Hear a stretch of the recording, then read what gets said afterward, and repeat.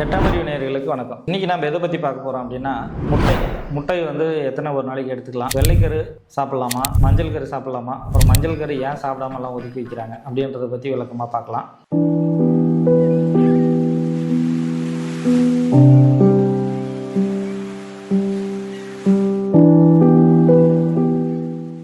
பொதுவாக எல்லாம் என்ன பண்ணுவாங்க அப்படின்னா, ஏதாவது ஒரு ஹாஸ்பிட்டலுக்கோ இல்லை உடம்பு சரியில்லாத போதோ என்ன பண்ணுவாங்க, போயிட்டு வந்தோம்னா உடனே வந்து முட்டையை வந்துட்டு வேக வச்சு கொடுங்க, நல்லா ஆரோக்கியமாக இருக்கும், சத்தானதாக இருக்கும் அப்படின்ற மாதிரி அட்வைஸ் பண்ணுவாங்க. அப்புறம் நல்ல பாரம்பரிய வெஜிடேரியனாக இருக்கிறவங்க கூட முட்டை வந்து ஒரு சத்தான உணவு அப்படின்னு சொல்லிட்டு முட்டையை எடுத்துப்பாங்க. அப்புறம் முட்டை சாப்பிட்றவங்களுக்கு மட்டுமே எக்டேரியன் அப்படின்னு சொல்லிவிட்டு கூட ஒரு குரூப் இருக்கிறத நாம் கேள்விப்பட்டிருப்போம். அதனால் முட்டை வந்து ஆரோக்கியமான உணவு தானா இல்லையா, அப்புறம் எத்தனை முட்டை எடுத்துக்கலாம், மஞ்சள் கரு சாப்பிட்றதுனால ஏதாச்சும் பாதிப்பு வருமா என்ன அப்படின்றத பற்றி விளக்கமாக நம்ம பார்க்கலாம். இப்போ முட்டையில் வந்துட்டு மஞ்சள் கருவில் என்ன ஸ்ட்ரென்த் இருக்குது, என்ன சத்து இருக்குது, அப்புறம் வெள்ளைக்கருவில் என்ன இருக்குது அப்படின்றத பார்க்கலாம். முதல்ல வெள்ளைக்கருவில் என்ன இருக்குன்னு பார்க்கலாம். முட்டையோட வெள்ளைக்கருவில் வந்து 6 கிராம் நல்ல வந்து தரமான புரோட்டீன் வந்து இருக்குது. அமினோ ஆசிட்ஸோடு சேர்ந்த தரமான புரோட்டீன் வந்து ஒரு முழு முட்டையில் வெள்ளைக்கருவில் 6 கிராம் இருக்குது. சரி, ஓகே, இப்போ முட்டையோட வெள்ளைக்கருவில் வந்துட்டு புரோட்டீன் தான் இருக்குது, ஒன்றும் பிரச்சனை இல்லை அப்படின்னு சொல்லிட்டு, ஆனால் மஞ்சள் கருவில் அப்படி என்ன தான் இருக்குது அப்படின்னு சொல்லிட்டு பார்க்கலாம். மஞ்சள் கருவில் என்ன அப்படி இருக்குன்னா 5லேருந்து 5.5 கிராம் ஃபேட் இருக்குது. இந்த ஃபேட்டில் வந்துட்டு ஒரு 28% சேச்சுரேட்டட் ஃபேட்டுன்னு சொல்லுவாங்க, அது இருக்குது. அப்புறம் ஒரு 40% வந்து மோனோ அன்சேச்சுரேட் ஃபேட் அப்படின்னு சொல்கிற நல்ல கொழுப்பு இருக்குது. அப்புறம் ஒரு 30% வந்து பாலி அன்சேச்சுரேட் ஃபேட் அப்படின்னு சொல்கிற ஒரு கொழுப்பு இருக்குது. சரி, இது மஞ்சள் கருவில் இவ்வளோ ஃபேட் இருக்குது, வெள்ளைக்கருவில் இவ்வளோ ப்ரோட்டீன் இருக்குது.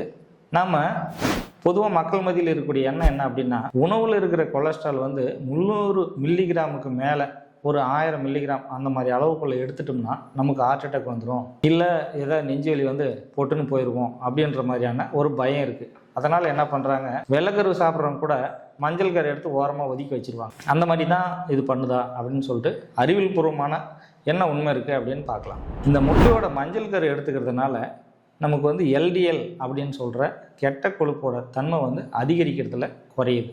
அப்புறம் ஹெச்டிஎல் அப்படின்னு சொல்கிற நல்ல கொழுப்போட தன்மை வந்து அதிகரிக்குது.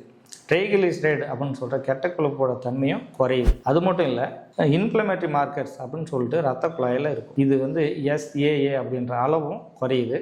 TNF ஆல்பா அப்படின்ற அளவும் வந்து குறையுது.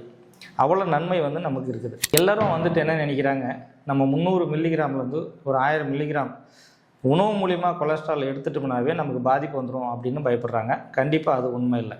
நம்ம உடலுக்கு வந்து ஒரு நாளைக்கு வந்து 1800லேருந்து 2000 மில்லிகிராம் கொலஸ்ட்ரால் வந்து தேவை. நம்ம உடலில் இருக்கிற எல்லா செல் மெம்பரைனும் வந்து கொலஸ்ட்ரால்னால் தான் ஆனது. அதனால் நம்ம வெளிப்பக்கமாக இருந்து வெளியே உணவாக இருந்து நம்ம வந்து கொலஸ்ட்ரால் எடுத்துக்கலாம் கூட நம்ம உடல் வந்து நமக்கு தேவையான கொலஸ்ட்ரால் வந்துட்டு அதுவே உற்பத்தி பண்ணிக்கும். அதனால் வந்துட்டு முட்டை சாப்பிட வேண்டாமா அப்படின்னு இல்லை. முட்டை நீங்கள் சாப்பிட்டாலையும் இந்த 1800லேருந்து 2000 மில்லிகிராம் அளவுக்கு வந்து நம்ம எவ்வளோ முட்டை சாப்பிட்றோமோ அதுக்கு போக மீதி அளவு வந்து நம்ம உடல் வந்துட்டு அந்த கொலஸ்ட்ரால் வந்து ஆட்டோமேட்டிக்காக உற்பத்தி பண்ணிக்கும். ஆனால் இதெல்லாம் எப்படின்னு கேட்டிங்கன்னா, வேக வச்ச ஒரு முழு முட்டையை சாப்பிட்றதுனால கிடைக்கக்கூடிய நன்மைகள்.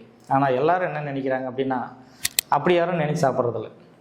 முட்டை பரோட்டா ஒரு 3லேருந்து 5 முட்டை பரோட்டா அடுக்கிறது, அப்புறம் 5 முட்டை தோசை வந்துட்டு நல்லா முட்டை ஊற்றி 5 தோசை அடுக்கிறது, அப்புறம் வந்து எக் ரைஸு ஃப்ரைட் ரைஸ் அப்படின்னு சொல்லிட்டு முட்டையை வந்து வகைத்தொகையெல்லாம் போட்டு கண்ட எண்ணெயெல்லாம் ஊற்றி மொத்தமாக செஞ்சு சாப்பிட்றது. இந்த மாதிரி சாப்பிட்டுட்டு ஹார்ட் அட்டாக் வருது, இல்லை வந்து உடல் பருமன் ஆகிடுது, இல்லை வேறு விதமான பாதிப்பு வருது அப்படின்னு சொல்லிட்டு பயப்படுவாங்க. அவங்க எல்லோரும் வந்துட்டு அந்த மாதிரி பயப்படுறதை விட்டுட்டு எல்லோரும் என்ன நினச்சிக்கிறாங்க, நம்ம முழுசாக வேக வச்ச முட்டையை சாப்பிட்டாவே இந்த மாதிரி வந்துடுமோ அப்படின்னு சொல்லிட்டு இந்த மஞ்சக்கரெல்லாம் ஒதுக்கி வைக்க ஆரம்பிச்சிட்டாங்க. அப்படிலாம் கிடையாது. நம்ம முட்டையை வந்து வேக வச்ச முட்டையை வந்து ஒரு நாளைக்கு வந்து 2லேருந்து 3 முட்டை தாராளமாக எடுத்துக்கலாம்.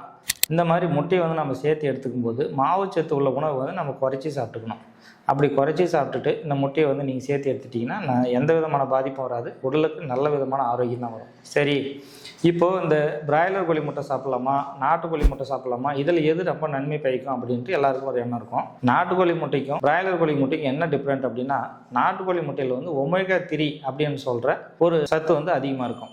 இது வந்துட்டு இயற்கையாக அந்த கோழி வந்து அங்கே இருக்கிற புல் தலைங்களை வந்து உணவாக எடுத்துக்கிறதுனால அந்த ஒமேகா 3 என்ற சத்து வந்துட்டு நாட்டுக்கோழி முட்டையில் அதிகமாகவே இருக்கும். பிராய்லர் கோழி முட்டையில் இந்த ஒரு சத்து மட்டும் இருக்காது. மற்றபடி வந்துட்டு நல்ல புரோட்டீன் சத்து உள்ள வெள்ளைக்கருவும் நல்ல ஆரோக்கியமான ஃபேட் உள்ள மஞ்சள் கருவும் தாராளமாக நீங்கள் எடுத்துக்கலாம். ஒரு நாளைக்கு 2லேருந்து 3 தாராளமாக எடுத்துக்கலாம். ஒரு சராசரி மனிதர்கள் வந்து ஒரு நாளைக்கு 3 முட்டையிலேருந்து 4 முட்டை கூட எடுத்துக்கலாம், நல்லது தான். ஆனால் மாவுச்சத்துள்ள உணவு வந்து குறைச்சி சாப்பிடணும். நம்ம அது கூட வந்து தோசை புரோட்டா அந்த மாதிரி கண்ட ஆயிலெலாம் போட்டு வேறு விதமாக ப்ரிப்பேர் பண்ணி நிறைய சாப்பிட்டா அது நமக்கு உடல் கண்டிப்பாக கெடுதல் தான் விளையும். சரி, இந்தளவுக்கு நன்மை உள்ள முட்டையை வந்து எடுக்காத போயிட்டால் தான் என்ன தான் பாதிப்பு வந்துடும், வெஜிடேரியன் சாப்பிட்றவங்களாம் முட்டை எடுக்கிறது இல்லை, அவங்களுக்கெல்லாம் இந்த மாதிரி பாதிப்பு வர்றது இல்லையா அப்படின்னு கேட்கலாம்.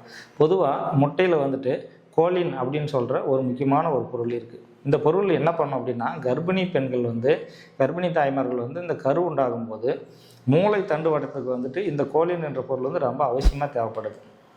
கர்ப்பிணி தாய்மார்கள் வந்து முட்டையை வந்து எடுத்துக்காத போது என்ன பாதிப்பு வரும்னா, மூளை முதுகு தண்டுவட பாதிப்பு வந்து இந்த பிறக்கிற குழந்தைக்கு வந்து கண்டிப்பாக வரும். ஸ்பைனா பைப்படா நியூரல் டிஃபெக்ட் கண்டிப்பாக வந்துட்டு அந்த குழந்தைக்கு வந்து இருக்கும். அதனால் வந்துட்டு கர்ப்பிணி தாய்மார்கள் கட்டாயம் முட்டையை தவிர்க்காமல் முட்டை மஞ்சள் கரும் வெள்ளைக்கரும் கண்டிப்பாக எடுத்துக்கணும். அதனால் முட்டையை வந்துட்டு நீங்கள் மஞ்சள் கரும் சரி வெள்ளைக்கரியும் சரி எது வந்து கெடுதல் கிடையாது. நீங்கள் கண்டிப்பாக ஒரு நாளைக்கு 2லேருந்து 3 முட்டை கண்டிப்பாக எடுத்துக்கலாம். இது போன்ற வேறொரு தகவலுடன் உங்களை சந்திக்கும் வரை உங்களிடமிருந்து விடைபெறுவது டாக்டர் வடிவேல். நன்றி.